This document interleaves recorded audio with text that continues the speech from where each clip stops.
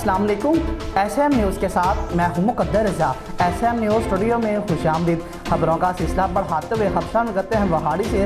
वहाड़ी Multan road चौक मिथिला के करीब तेज़ रफ्तार बस बेकाबू होकर उलट गई।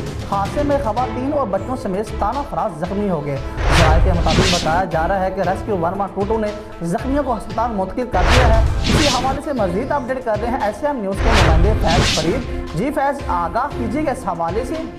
जी बिल्कुल, व्याड़ी से मुल्तान चौक मेतला के करीब तेज रफ्तार नाम किसी बस बेकाबू होकर उलट गई। बस उलटने के बाद खवातीन और बच्चों समेत 17 अफराद शदीद जख्मी हो गए। रेस्क्यू 1122 की टीमों ने जख्मियों को तिब्बी इमदाद देकर अस्पताल मुंतकिल कर दिया।